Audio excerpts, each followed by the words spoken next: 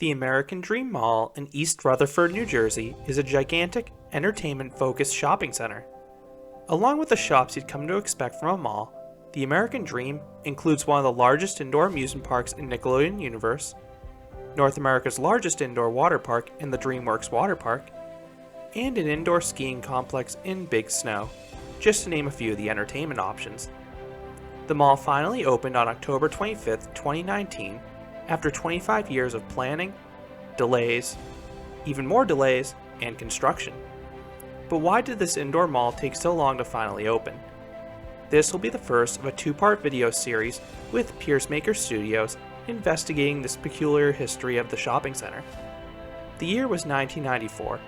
The Mills Corporation owned and operated several large shopping malls across the United States, and the company was looking to expand its footprint into the densely populated New York metro area. They had their eyes set on the Meadowlands in East Rutherford, New Jersey, which was roughly 10 miles west of New York City. The wetlands area was already home to a giant sports complex that included Giants Stadium for the New York Jets and New York Giants, Meadowlands Arena for the New York Nets and the New Jersey Devils, and the Meadowlands Racetrack for horse racing. Plans for the then Meadowland Mills was announced in 1996. The initial plan would have included 2.1 million square feet or 200,000 square meters of retail space, which for reference would have been roughly a third smaller than the mall we finally received. The complex would have also included a hotel and office space. However, opposition from environmentalists immediately met this plan. The Mills Corporation argued that the land was already devastated by years of pesticide use, but the Environmental Protection Agency and the U.S. Fish and Wildlife Service opposed the project after studying its impact. In 2001, then New Jersey Governor Donald DeFrancesco announced plans to protect the proposed construction site and encouraged the Mills Corporation to look elsewhere. And today, the site they originally looked at is permanently protected by the Meadowlands Conservation Trust. But the plans didn't die. Both the New Jersey Nets and the New Jersey Devils intended to move to Newark.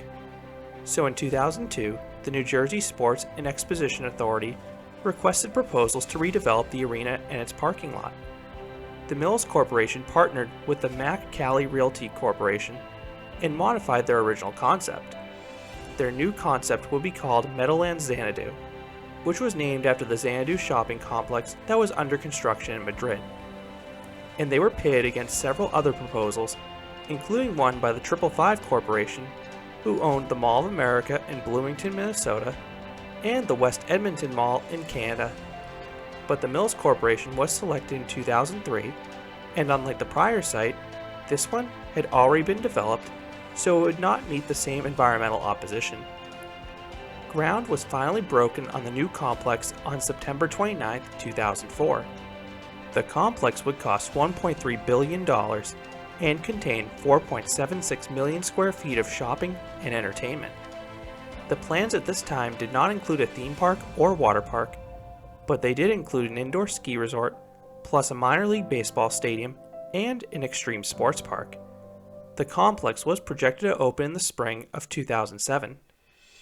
But a curveball was thrown in 2006 when Colony Capital purchased the project from the Mills Corporation for $500 million. This would postpone the proposed opening to 2008. But construction fell behind and the opening was pushed to summer 2009. At this time, the complex was under fire for its flamboyant, multicolored appearance. Many considered it an eyesore, including then Governor Chris Christie, who called it the ugliest building in New Jersey and maybe America. The project also faced criticism for its plans to include a 287-foot tall or 87.5 meter tall observation wheel that residents said would be a distraction. However, the appearance would be the least of the mall's worries. In 2008, the financial crisis devastated the project. Xanadu Mezz Holdings was a construction lender and a subsidiary of Lehman Brothers, who filed for bankruptcy in September 2008, and to this day, it's still the largest bankruptcy filing ever with over $600 billion in assets. The mall was 80% complete and 70% leased at this time, but the stock market crash put the project on indefinite hold with no immediate source of funding. the New Jersey Sports and Exposition Authority looked for alternate developers over the next few years. But to add insult to injury, the roof of the indoor ski resort collapsed in February of 2011 after a record-breaking month of snow. But a ray of hope emerged in April 2011 when 555 was brought in. They renamed the complex the American Dream, and they expanded the plans to include an indoor amusement park, water park, and skating rink. They stated the mall would take roughly 2 years to complete. 555 aimed to complete the project by early 2014 to coincide with the new MetLife Stadium hosting the Super Bowl. However, it would not be a happy marriage between the football teams and 555. Both the Jets and Giants argued the addition of an amusement park and water park would negatively impact traffic on game days. You may ask, why wouldn't this have been an issue with the original proposal for the mall?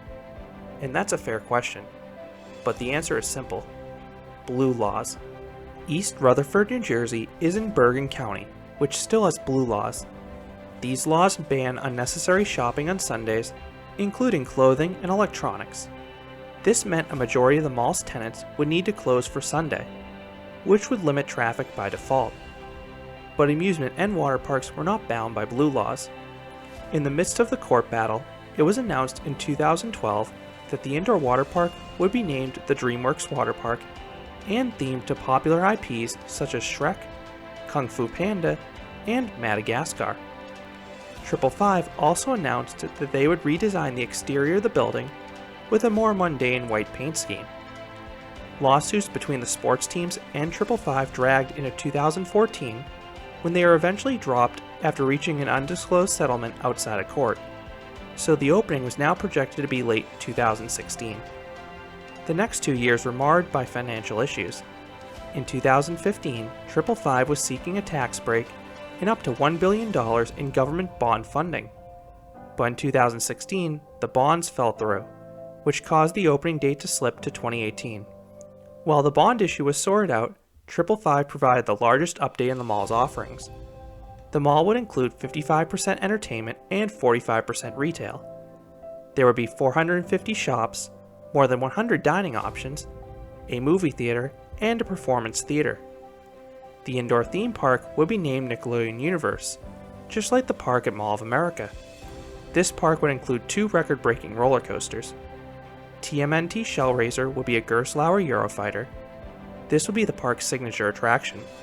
The ride would be a near clone of Takabisha at Fuji-Q Highland, except this one would have a drop 0.5 degrees steeper, so it would take the record as the world's steepest drop with a 121.5 degree drop. Intertwined with Shellraiser would be Shredder, the world's tallest and longest free-spinning roller coaster.